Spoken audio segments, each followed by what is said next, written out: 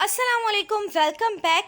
तो स्टार्ट करते हैं न्यू टॉपिक, फीडबैक मैकेनिज़्म इन होम्योस्टेसिस। लास्ट लेक्चर्स में हम लोगों ने होम्योस्टेसिस को बहुत डिटेल में पढ़ा है। अब होम्योस्टेसिस में फीडबैक मैकेनिज़्म का क्या कॉन्सेप्ट है। अब feedback mechanism is a loop system. ये एक ऐसा सिस्टम है where in the system responds to a perturbation. System यानी कि हमारी बॉडी, फीडबैक मैकेनिज़्म एक ऐसा सिस्टम है जिसमें हमारी बॉडी रिस्पॉन्स करती है किसी भी चेंज या डिस्टर्बेंस को। पर्टर्बेशन, चेंज या डिस्टर्बेंस, वही स्टिमुलस वाली बात जो लास्ट लेक्चर में आप लोगों को इन डिटेल बताई है कि स्टिमुलस एक्सटर्नल भी हो सकता है, इंटरनल भी हो सकता है। जो भी स्टिमुलस है वो बेसिकली क्या है, कोई चेंज है या डिस्टर्बेंस है, ठीक है, उसे हम पर्टर्बेशन भी कहते हैं। अब अगर कोई डिस्टर्बेंस हुई है बॉडी में तो उसके बदले में हमारी बॉडी किस तरीके से रिस्पॉन्स कर रही है, वो सिस्टम फीडबैक मैकेनिज़्म कहलाता है। ठीक, the response may be in the same direction और इन द अपोजिट डायरेक्शन। अब हमारी बॉडी जो रिस्पॉन्स कर रही है वो सेम डायरेक्शन में भी हो सकता है और वो अपोजिट डायरेक्शन में भी हो सकता है।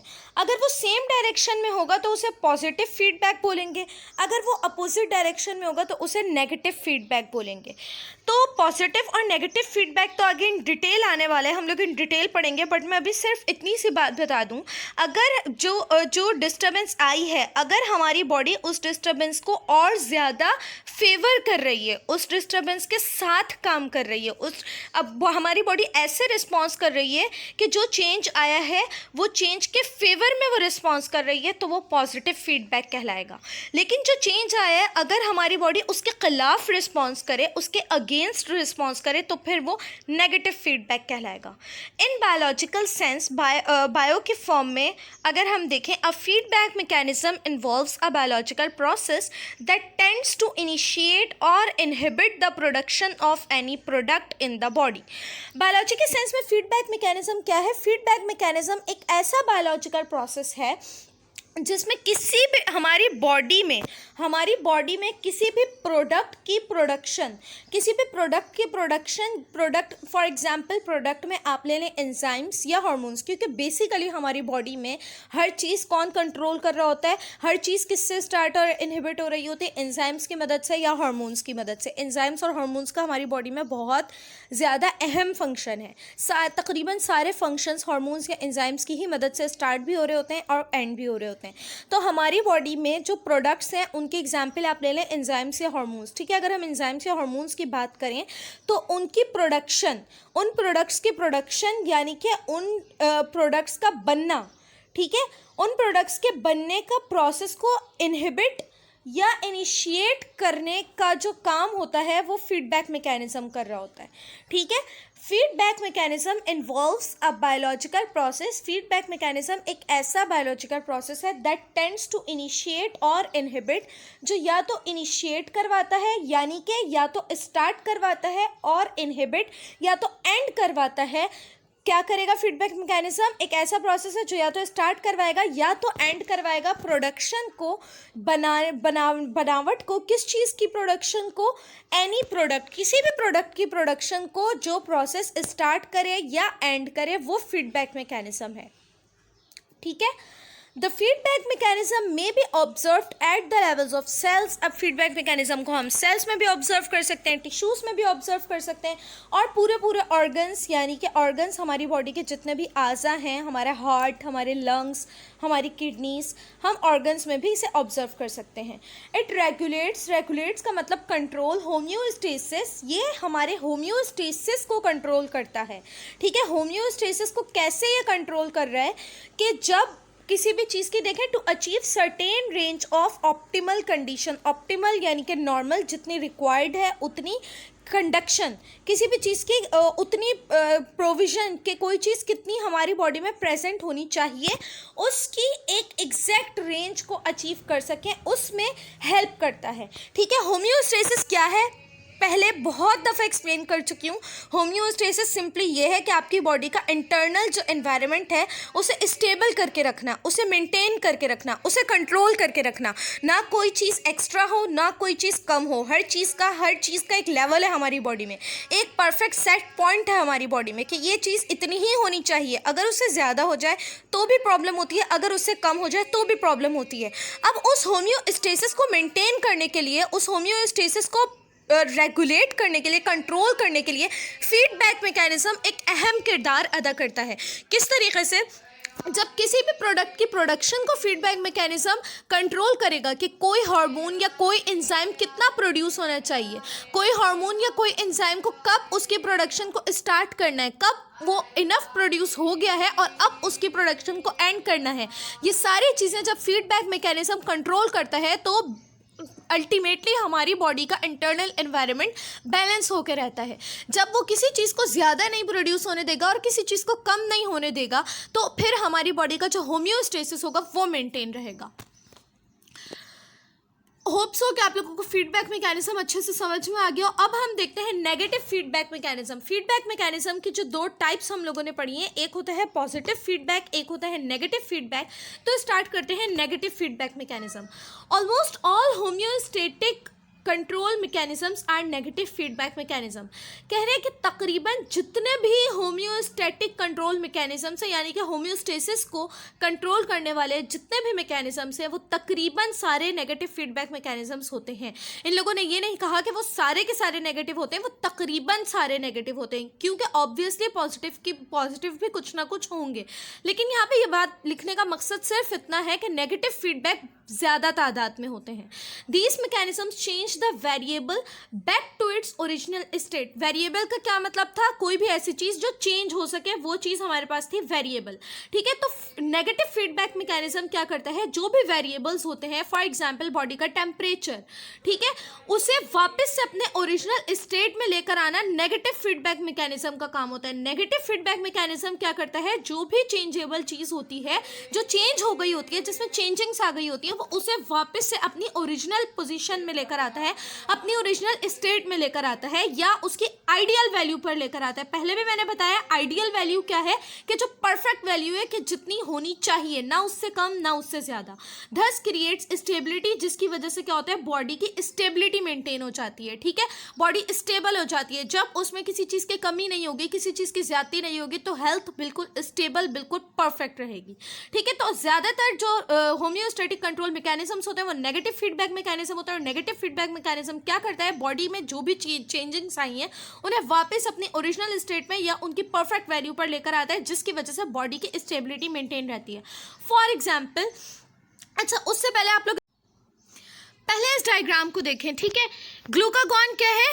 ग्लूकागॉन हमारी बॉडी में जो फूड स्टोर होता है वो ग्लूकागॉन की फॉर्म में होता है। ठीक है, जब हम लोग बहुत ज़्यादा टाइम तक के फास्ट रखते हैं, रोज़ा वगैरह रखते हैं, या बहुत ज़्यादा टाइम तक के अगर हमें खाना नहीं मिला है, कोई ऐसी कंडीशन है, तो लोग काफ़ी दिन तक के सर्वाइव कर जाते हैं खाना ना खाने के बावजूद। हाँ, कमज़ोरी होती है। कमज़ोरी इसलिए होती है क्योंकि बॉडी में हमारी जो एनर्जी स्टोर हुई हुई होती है, जो फूड स्टोर हुआ होता है ग्लूकागॉन की फॉर्म में, वो यूटिलाइज़ होना शुरू हो जाता है। हमारी बॉडी उसी को यूटिलाइज़ करना स्टार्ट हो जाती है। वो ब्रेक होता है ग्लूकोज में, फिर ग्लूकोज फर्दर प्रोसेस में हेल्प करता है और जिसकी वजह से हमें एनर्जी मिलती है। जब हम बाहर से कोई खाना नहीं खा रहे होते तो काफ़ी हद तक के हमारी बॉडी, हमारी अपनी बॉडी में फूड स्टोर हुआ हुआ होता है।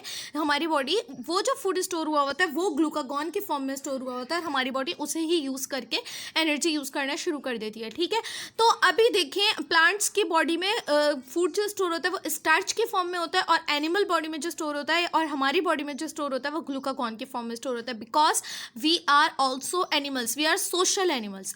ओके, तो देखें ग्लूकागॉन की अब अगर हम बात करें तो यहाँ पर ये दो कंडीशंस आप लोगों को दी है। ठीक है, एक तो ग्लूकागॉन यहाँ पर है, एक ग्लूकागॉन यहाँ पर है। जो यहाँ पर है वो क्या है? वो लो ब्लड शुगर है। ठीक है, ग्लूकागॉन जो है हमारे ब्लड में ग्लूकागॉन का लेवल कम है। ठीक है, एक ये केस है, इसे दो हिस्सों में आप लोग डिवाइड कर दें, एक ऊपर वाला केस है, एक नीचे वाला केस है। ठीक है, अभी आप ऊपर वाले केस में देखें, हमारी बॉडी में ग्लूकागॉन का लेवल कम है, यानी कि ग्लूकागॉन ग्लूकोज क्या है? शुगर है ना, तो हमारी बॉडी का ब्लड शुगर लेवल, हमारे ब्लड का कम हो गया, लो ब्लड शुगर। ठीक है, अभी ग्लूकागॉन यहाँ पर कम है, और यहाँ पर ब्लड शुगर हाई हो रही है, हाई ब्लड शुगर। ठीक है, ये दो अलग अलग केस हैं। ठीक है, एक लो ब्लड शुगर, एक है हाई ब्लड शुगर। जब ब्लड शुगर लो होगी तो फिर क्या होगा, फिर हमारी बॉडी क्या करेगी, हमारे पैंक्रियास क्या करेंगे, रिलीज ऑफ ग्लूकागॉन के लिए सिग्नल देंगे कि अब हमें क्या करना है, हमें ग्लूकागॉन को रिलीज करना है ताकि ब्लड में जो कमी हो रही है शुगर की वो पूरी की जा सके। ठीक है, ये रिलीज ऑफ ग्लूकागॉन को प्रोमोट करेंगे। ठीक है, फिर लिवर में जो ग्लूकागॉन स्टोर हुआ हुआ है वहाँ से वो फाइनली रिलीज होगा, और रिलीज होने के बाद वापस से ब्लड शुगर क्या हो जाएगी, रेज हो जाएगी। हमारे लिवर क्या कर देगा, ब्लड शुगर को रेज कर देगा। So this is the example of negative feedback mechanism, because इसमें क्या हुआ है, हमारी बॉडी का, हमारे ब्लड का शुगर लेवल लो हुआ है। उसके रिस्पॉन्स में हमारी बॉडी ने क्या किया, ऊपर हम लोगों ने क्या पढ़ा था, नेगेटिव फीडबैक क्या होता है, अपोजिट डायरेक्शन में होता है। ठीक है, तो नेगेटिव फीडबैक में बेसिकली क्या हुआ, ये हुआ हमारे फायदे के लिए। नेगेटिव से, अपोजिट से किसी के जहन में ये ना आए कि ये हमारे लिए नुकसानदेह है। कहीं कहीं पर कोई चीज़ फायदेमंद होती है और कहीं कहीं पर कोई चीज़ नुकसानदेह होती है, लेकिन in most of the cases हमारी बॉडी में नेगेटिव फीडबैक मैकेनिज्म हो रहा होता है और वही हमारे लिए यूजफुल होता है।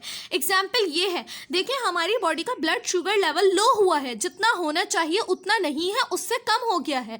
तो बदले में हमारी बॉडी ने क्या किया, ग्लूकागॉन रिलीज किया लिवर से, और हमारी ब्लड शुगर क्या हो गई, रेज हो गई, इंक्रीज हो गई। तो ये अपोजिट डायरेक्शन में काम हुआ है। ब्लड शुगर कम हुआ तो हमारी बॉडी ने रिस्पॉन्स में उसे इंक्रीज कर दिया, अपोजिट डायरेक्शन में काम हुआ है। This is the example of negative feedback, जो काम हमारी बॉडी उल्टा रिस्पॉन्स करे, लेकिन उससे क्या हुआ है, हमारी हेल्प हुई है, वो हमारे फायदे के लिए हुआ है।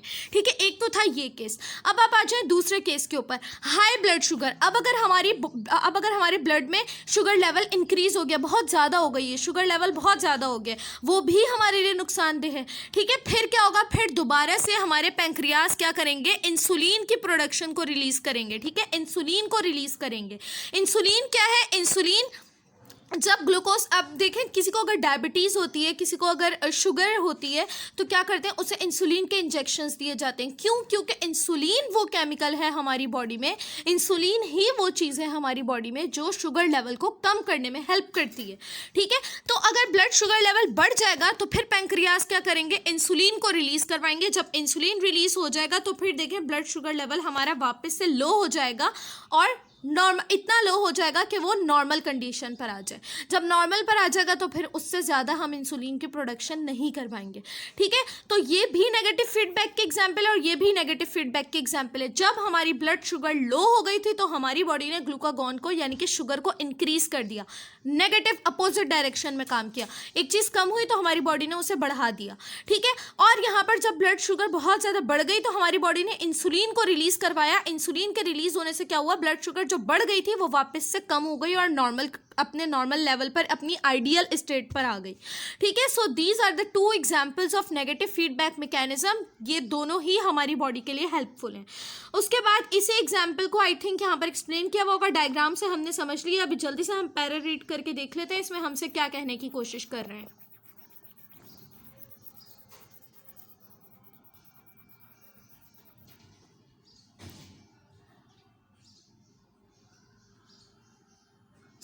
उसके बाद आ जाए एग्जाम्पल में देखें हमारे पास the control of blood sugar, blood glucose by insulin is a good example of negative feedback mechanism. ठीक है, नेगेटिव फीडबैक मैकेनिज्म ने क्या किया हुआ है, हमारी ब्लड की ग्लूकोज को, ग्लूकागॉन यानी कि मैंने आप लोगों को अभी बता दिया ग्लूकोज, क्योंकि जब ग्लूकागॉन ब्रेक होता है तो वो ग्लूकोज में ही कन्वर्ट होता है। ठीक है, हमारी बॉडी के ग्लूकोज को इंसुलिन की मदद से कंट्रोल करने का काम नेगेटिव फीडबैक मैकेनिज्म की एक बेस्ट एग्जाम्पल है।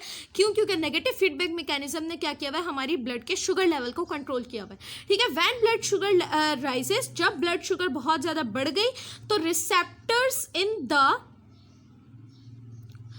क्या हुआ, receptors in the body sense a change. हमारी बॉडी में जो रिसेप्टर्स थे, ठीक है, जितने भी रिसेप्टर्स थे ग्लूकोज लेवल को डिटेक्ट करने वाले उन रिसेप्टर्स ने चेंज को डिटेक्ट किया कि हाँ चेंज आया है, ब्लड शुगर इंक्रीज हो गई है।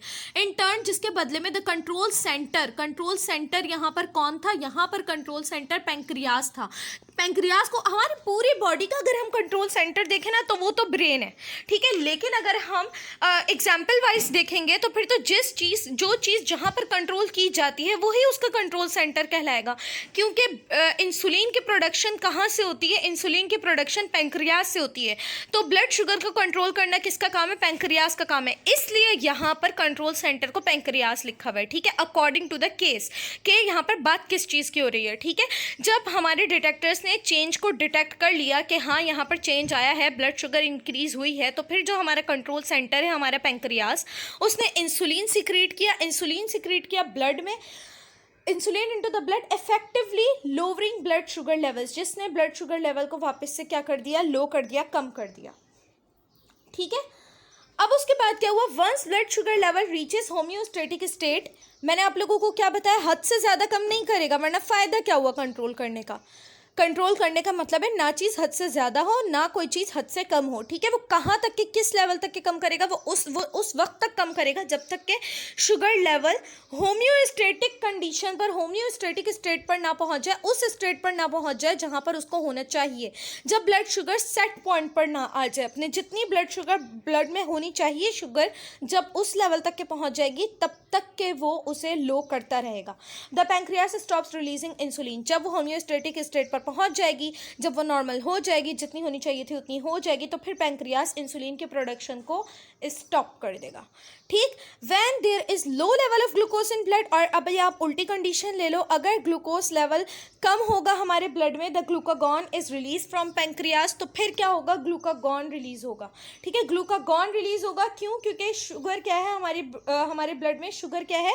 शुगर ग्लूकागॉन है, ठीक है। जब ब्लड शुगर कम हो जाएगी तो ऑब्वियसली ग्लूकागॉन को रिलीज करेगा pancreas. This stimulates the production of glucose in liver, जिसकी वजह से हमारे लिवर में ग्लूकोज की प्रोडक्शन इंक्रीज हो जाएगी, ठीक है, which increases the blood glucose level again, जिसकी वजह से वापस से ब्लड ग्लूकोज लेवल इंक्रीज हो जाएगा। और ऑब्वियसली कहाँ तक इंक्रीज होगा? एक सेट पॉइंट तक इंक्रीज होगा, होम्योस्टेटिक स्टेट तक इंक्रीज होगा। जब जितना ब्लड ग्लूकोज लेवल होना चाहिए उतना पहुँच जाएगा तो अगेन ग्लूकागॉन की प्रोडक्शन भी स्टॉप हो जाएगी, ठीक है। तो ये था नेगेटिव फीडबैक जिसने हमारी बॉडी में हमारी हेल्प की, ठीक है। अब उसके बाद हम देखते हैं what is positive feedback mechanism, ठीक है। तो पॉजिटिव फीडबैक मैकेनिज्म क्या है? अब पॉजिटिव फीडबैक मैकेनिज्म ऑब्वियसली वही होगा जो क्या करेगा? नेगेटिव फीडबैक क्या था? जिसने अपोजिट डायरेक्शन में काम किया था, लेकिन उसको वो हमारे लिए नेगेटिव नहीं है, वो हमारे लिए हेल्पफुल है। अब पॉजिटिव फीडबैक क्या होगा? जो जैसे जो चेंज आया है वो उसको फेवर करे, उसकी हेल्प करे और ज़्यादा उसी डायरेक्शन में काम करे। अब positive feedback mechanism is exactly opposite to negative feedback mechanism. Obviously दोनों एक दूसरे के अपोजिट हैं। In positive feedback the output enhances the original stimulus, जो आउटपुट होगा यानी कि हमारी बॉडी की तरफ से जो रिस्पॉन्स होगा वो क्या करेगा? हमारी बॉडी की तरफ से जो रिस्पॉन्स होगा वो उसी जो ओरिजिनल स्टिमुलस आया होगा, जो चेंज हमारी बॉडी में आया होगा, हमारा आउटपुट यानी कि हमारा रिस्पॉन्स उसी को इन्हेंस करेगा, यानी कि उसी को बढ़ा देगा, ठीक है। दिस मैकेनिज्म इज रेयर, ये मैकेनिज्म हमने पहले ही पढ़ लिया था नेगेटिव फीडबैक में कि ज़्यादातर प्रोसेसेस हमारी बॉडी में कौन से हैं? होम्योस्टेसिस को कंट्रोल करने वाले नेगेटिव फीडबैक हैं। तो यहाँ पर दोबारा उस चीज़ को बता दिया गया कि पॉजिटिव फीडबैक जो है वो बहुत ज़्यादा कम है, रेयर है and only take place in emergency situations, और हमेशा सिर्फ और सिर्फ इमरजेंसी सिचुएशन में ही काम आते हैं, ठीक है। Example that is creates instability, ठीक है, जब हमारी बॉडी को इनस्टेबिलिटी की ज़रूरत होती है। फॉर एग्जाम्पल, परेशान मतलब एग्जाम्पल देखें, एग्जाम्पल से बहुत अच्छे तरीके से समझ में आ ओके। सो इस एग्जाम्पल को यहाँ से एक्सप्लेन करने से पहले आप लोग जो है इसे यहाँ से देखें।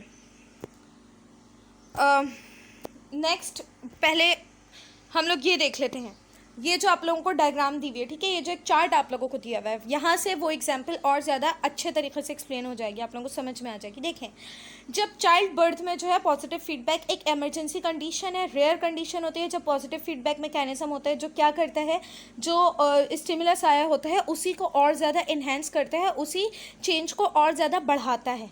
ठीक है, अब उसकी एग्जाम्पल क्या है, चाइल्ड बर्थ। चाइल्ड बर्थ के दौरान आप लोगों को पता है जो नॉर्मल चाइल्ड बर्थ होती है उसमें क्या हो रहा होता है, उसके अंदर लेबर पेन होता है। ठीक है, लेबर पेन होगा जिससे पता चलेगा जी बेबी की बर्थ होने वाली है। ठीक है, अब लेबर पेन के वक्त क्या होता है, प्रेशर पड़ता है हमारी सेंसरी नर्व्स के ऊपर। ठीक है, हमारी सेंसरी नर्व्स के ऊपर जब प्रेशर पड़ता है तो वो क्या करती हैं, वो हमारे ब्रेन को इम्पल्स सेंड करती हैं, हमारे ब्रेन को इम्पल्स सेंड करती हैं, यानी कि हमारे ब्रेन को मैसेज सेंड करती हैं, सिग्नल सेंड करती हैं कि भाई प्रेशर पड़ रहे, बेबी की बर्थ, चाइल्ड की बर्थ होने वाली है। ठीक है, अब उसके बाद क्या होगा, जो हमारा ब्रेन होगा वो क्या करेगा, पिट्यूटरी ग्लैंड को सिग्नल सेंड करेगा, और हमारा जो पिट्यूटरी ग्लैंड होता है वो क्या करेगा, एक हार्मोन है हमारी फीमेल की बॉडी में जो क्या है, ऑक्सीटोसिन।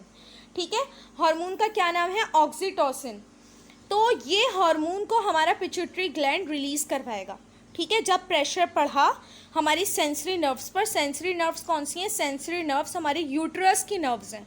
यूट्रस क्या है, यूट्रस जहाँ पर बेबी है, जहाँ पर चाइल्ड है।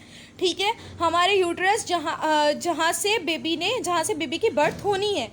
ठीक है, अब हमारे यूट्रस पे क्या होगा, यूट्रस हमारा सेंसरी ऑर्गन है, वहाँ पर सेंसरी नर्व्स है। क्यों, क्योंकि जो चेंज आया है, जो बेबी का, चाइल्ड का प्रेशर यूट्रस के ऊपर पड़ रहा है, उसकी नर्व्स ने उस चेंज को, उस स्टिमुलस को, उस प्रेशर को डिटेक्ट किया कि भाई यहाँ पर प्रेशर पड़ रहा है।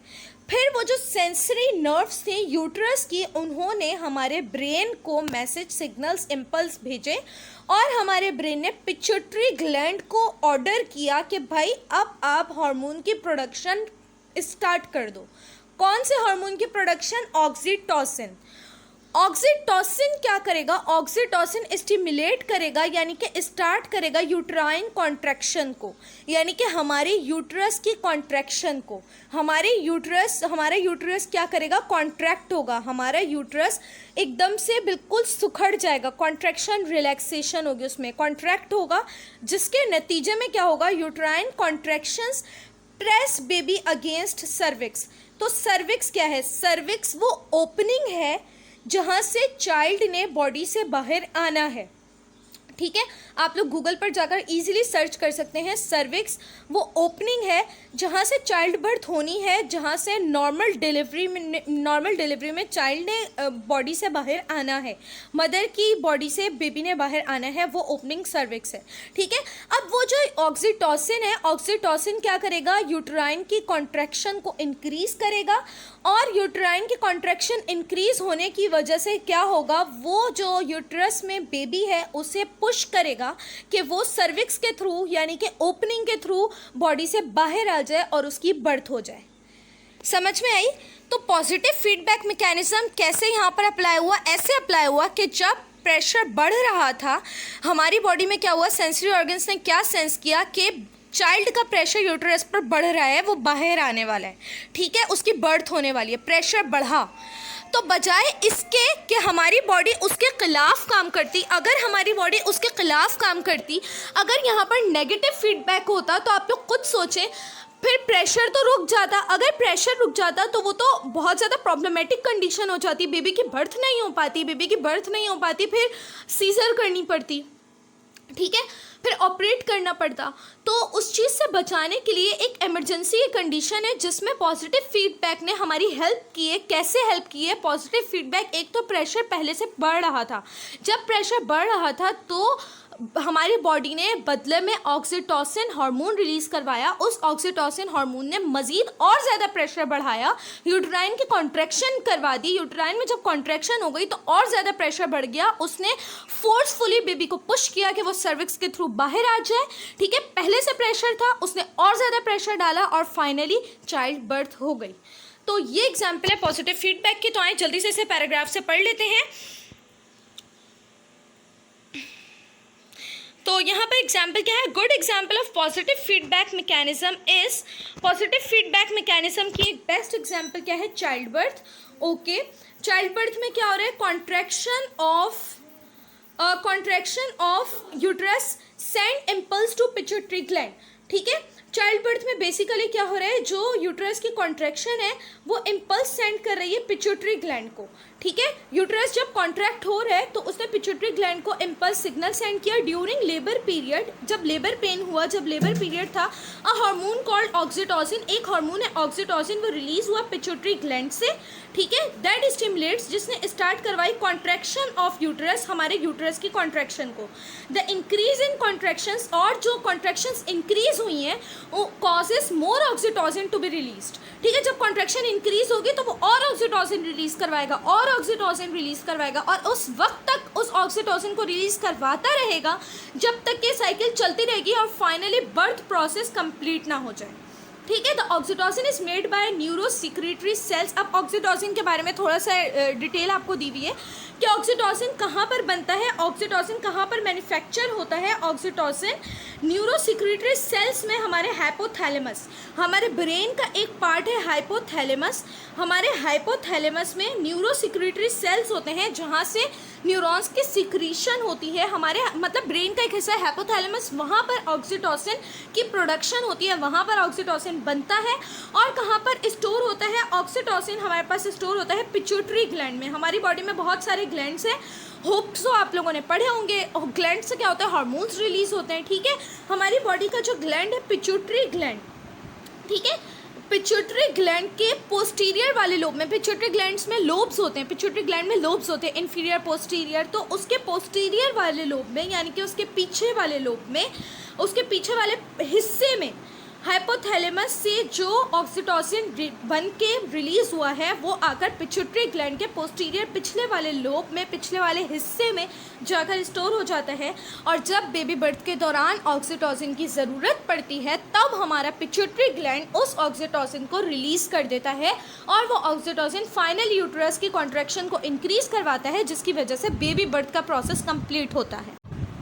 तो ये था फीडबैक मैकेनिज्म का concept, negative feedback mechanism, positive feedback mechanism. पूरा फीडबैक मैकेनिज्म का होम्योस्टेसिस में, हमारी बॉडी को स्टेबल रखने में, हेल्दी रखने में जो पूरा प्रोसेस है वो मैंने आप लोगों को वो पूरा मैकेनिज्म एक्सप्लेन कर दिया है। अगर इसमें पॉजिटिव या नेगेटिव किसी में भी कोई भी कन्फ्यूजन हो, कोई भी क्वेश्चन हो, कोई भी क्वेरी हो तो प्लीज़ आप लोग मुझसे कमेंट्स करके पूछिए। ओके, सो मिलते हैं नेक्स्ट टॉपिक के साथ नेक्स्ट वीडियो में इंशाल्लाह। अल्लाह हाफ़िज़।